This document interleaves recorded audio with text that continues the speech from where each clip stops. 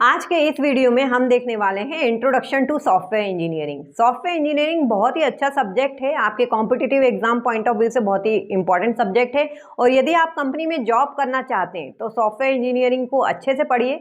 इसमें सॉफ्टवेयर बनाने के जो तरीके होंगे, किस तरीके से हमें क्या मेथोडोलॉजी अप्लाई करना है, क्या क्या टेस्टिंग करना पड़ेगा, कैसे डिजाइनिंग करना पड़ेगा, कैसे डिफरेंट मॉडल हम यूज करेंगे, ये सब आप सीखेंगे। गुड क्वालिटी प्रोडक्ट कैसे आपका निकल के आएगा, उसमें क्या क्या होना चाहिए, क्या नहीं होना चाहिए, किन बातों से बचना है, किन बातों का ध्यान रखना है, वो सब आपको सॉफ्टवेयर इंजीनियरिंग पढ़ते समय समझ में आ जाएगा। तो बहुत ही अच्छे से पढ़िए सॉफ्टवेयर इंजीनियरिंग। कॉम्पिटिटिव एग्जाम में यदि आप टीचिंग लाइन में भी जाना चाहते हैं तो बहुत सारे जो भी एग्जाम होते हैं, यूजीसी नेट वगैरह, पीजीटी कंप्यूटर साइंस वगैरह, उसमें सॉफ्टवेयर इंजीनियरिंग और ऑपरेटिंग सिस्टम ये सब्जेक्ट बहुत आते हैं। तो सॉफ्टवेयर इंजीनियरिंग अच्छे से पढ़ लीजिए। तो आज हम देखेंगे व्हाट इज सॉफ्टवेयर इंजीनियरिंग, उसके की प्रिंसिपल क्या हैं। थ्योरी पॉइंट ऑफ व्यू से भी एक इंपॉर्टेंट क्वेश्चन है ये कि सॉफ्टवेयर इंजीनियरिंग क्या होता है और इसके प्रिंसिपल कौन कौन से हो सकते हैं। तो इस वीडियो को लास्ट तक जरूर देखिएगा। चलिए शुरू करते हैं आज का वीडियो, जिसमें हम देखने वाले हैं introduction to software engineering.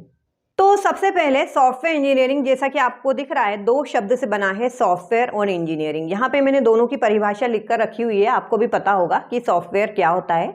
Software एक प्रोग्राम होता है या सेट ऑफ प्रोग्राम होता है जिसके द्वारा हम एक यूजफुल प्रोडक्ट तैयार करते हैं, एक अपना कोई यूटिलिटी। जैसे हमें कोई एमएस ऑफिस वगैरह हम यूज़ कर रहे हैं तो वो एप्लीकेशन के लिए हमने सॉफ्टवेयर बनाया है ना। और भी उपयोगिता हो सकती है, जैसे सिस्टम चलाने के लिए हम कोई सॉफ्टवेयर डिज़ाइन कर रहे हैं, ऑपरेटिंग सिस्टम, तो वो सिस्टम सॉफ्टवेयर हो गया।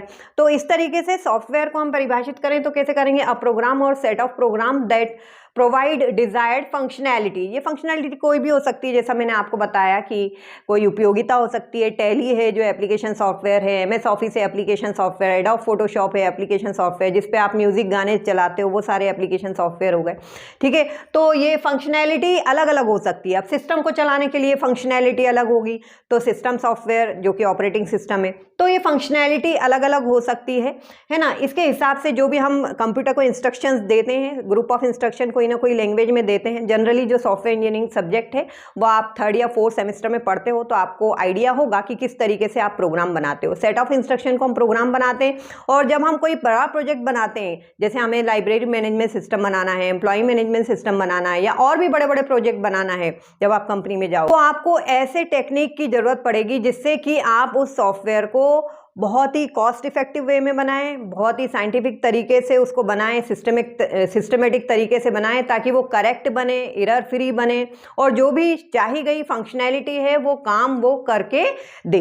तो उस समय आप यूज करोगे इंजीनियरिंग को, क्योंकि इंजीनियरिंग क्या होता है, इंजीनियरिंग जैसे हमने मैकेनिकल इंजीनियरिंग पढ़ा है ना, इंजीनियरिंग क्या होता है कि इलेक्ट्रॉनिक्स इंजीनियरिंग हो गया कि कोई जब प्रोडक्ट आप बना रहे हो, चाहे वो इलेक्ट्रॉनिक्स आइटम हो, चाहे आपका मकान हो, या जो भी है आप बना रहे हो, उसमें हम ऐसे तरीके इन्वॉल्व करें, हम ऐसे टूल नए नए इन्वॉल्व करें जिससे कि वो जो प्रोडक्ट हम तैयार कर रहे हैं वो एक तो समय पे बन जाए, रिक्वायरमेंट के हिसाब से बन जाए, कॉस्ट इफेक्टिव बन जाए, उसकी मेंटेनेंस हम आसानी से कर पाएँ, उसकी टेस्टिंग हम आसानी से कर पाएँ। तो एक पूरा एक प्रॉपर तरीके से, जैसे आप कार मैन्युफैक्चरिंग कंपनी की बात करें, अगर आपको कार बना कर देना है तो हम चाहेंगे कि कार की हम पहले रिक्वायरमेंट पता करें कि भाई किस सिटी के लिए हमें यहाँ ज़्यादा सेल करना है, तो ये छोटी चाहिए या बड़ी चाहिए, क्या क्या उसमें फीचर्स होने चाहिए, क्या यूज़र की रिक्वायरमेंट है, उस हिसाब से हम फिर कार को डिज़ाइन करवाएंगे, अपनी एक पूरा उसका मॉडल तैयार करवाएंगे। ठीक है, और वो एक सिस्टमेटिक तरीके से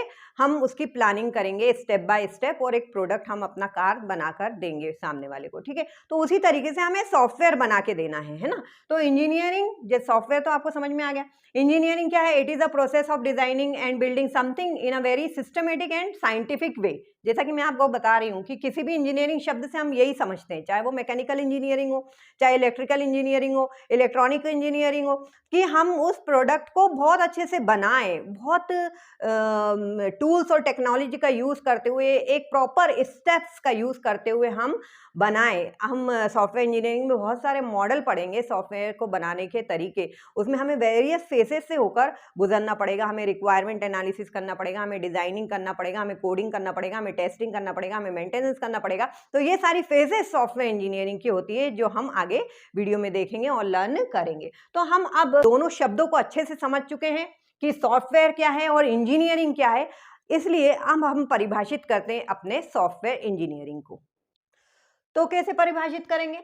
software engineering is the process of designing, developing, testing and maintaining a software. ठीक है, it is a process of designing, maintaining, testing of a software. ठीक है, it is a systematic and disciplined approach to the software development. ये सारे point आपको mention करना होगा अगर थ्योरी में आता है कि सॉफ्टवेयर इंजीनियरिंग क्या होता है, समझाइए। ठीक है, तो सेकंड नंबर क्या है हमारा point? It is a systematic and disciplined approach to the software development. Systematic and discipline, तभी तो साइंटिफिक नेचर आएगा, टेक्नोलॉजी आएगी, टूल यूज करेंगे हम सॉफ्टवेयर को डेवलप करने में, तभी हमारा एक सॉफ्टवेयर जो है वो हाई क्वालिटी बनेगा, करेक्ट बनेगा, तभी हम उसको रीयूज भी कर पाएंगे। ठीक है, एक बजट में बनेगा, कॉस्ट इफेक्टिव बनेगा। ठीक है, it aims to create high quality, reliable, cost effective, in time and maintainable software, right? It involves various phases like requirement analysis, design, coding, testing, maintenance, जो हम आगे चल के सॉफ्टवेयर मॉडल्स में भी पढ़ेंगे। तो इन फेसेस और इन स्टेप्स से होकर हम एक सॉफ्टवेयर बना के देंगे यूज़र को, जो उसकी नीड के हिसाब से होगा, जो कॉस्ट इफेक्टिव होगा, जो रिलायबल होगा।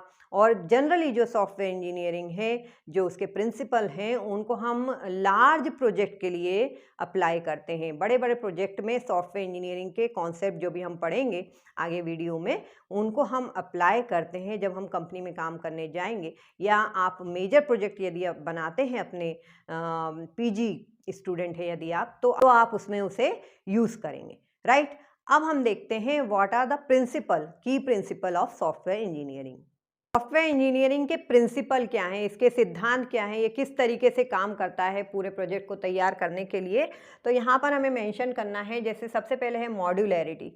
जो हमारे बड़े बड़े प्रोजेक्ट हैं उनको हम छोटे छोटे पार्ट में जो है बांट लेते हैं, और जो वेरियस हमने टीम्स अलग अलग बना के रखी हुई हैं उनको सौंप देते हैं कि पर्टिकुलर के लिए आप कोड कीजिए, ये पर्टिकुलर टास्क के लिए कोड कीजिए, ये पर्टिकुलर टास्क के लिए कोड कीजिए। तो उससे क्या होता है, एक मॉड्यूलर अप्रोच मिलती है हमें, हर फंक्शन को डीबग करना आसान होता है, जिसमें एरर हो वहीं हमें डीबगिंग की आवश्यकता होती है, और उस मॉड्यूल को हम कई जगह पे यूज़ भी कर सकते हैं। तो मॉड्यूलरिटी इसका पहला प्रिंसिपल होता है। एब्स्ट्रैक्शन का मतलब क्या होता है? Showing something without showing it's detail. बहुत बार बताया हमने ये ऑब्जेक्ट ओरिएंटेड प्रोग्रामिंग सिस्टम जब हमने पढ़ा था, जब भी देखा था इनकैप्सुलेशन क्या होता है, एब्स्ट्रैक्शन क्या होता है। तो एब्स्ट्रैक्शन होता है showing something without showing it's detail.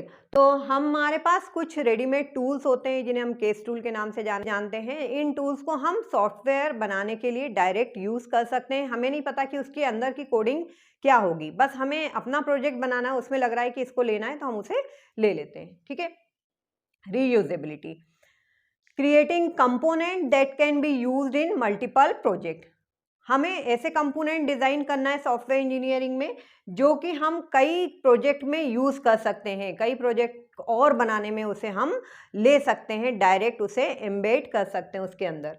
ठीक है, testing for verification and validation the software. हमारा सॉफ्टवेयर करेक्ट बना है, रिक्वायरमेंट के हिसाब से बना है। इसके लिए सॉफ्टवेयर इंजीनियरिंग में बहुत सारी टेस्टिंग होती हैं। ब्लैक बॉक्स होता है, वाइट बॉक्स होता है, यूनिट टेस्टिंग होता है, सिस्टम टेस्टिंग होता है। आगे आने वाली वीडियो में हम सभी टेस्टिंग को देखेंगे, बहुत ही इंपॉर्टेंट पार्ट है। तो ये टेस्टिंग एक बहुत ही बेसिक प्रिंसिपल है सॉफ्टवेयर इंजीनियरिंग का।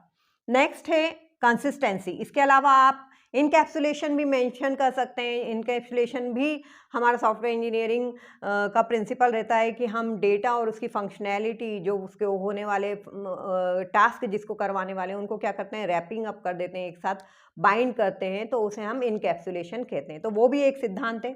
फिर हम देख रहे हैं consistency. The principle of consistency is the recognition of the fact that it is easier to do things in a familiar context. इसका मतलब क्या है?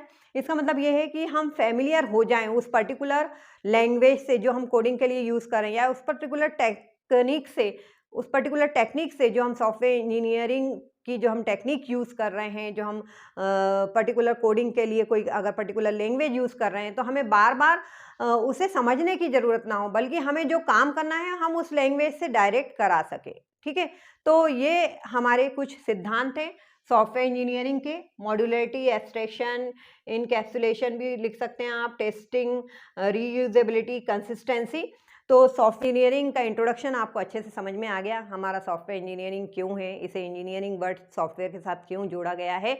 आई होप वीडियो आपको अच्छा लगा है। Please like the video and share with your friend. Thanks for watching Zeenat Hasan academy.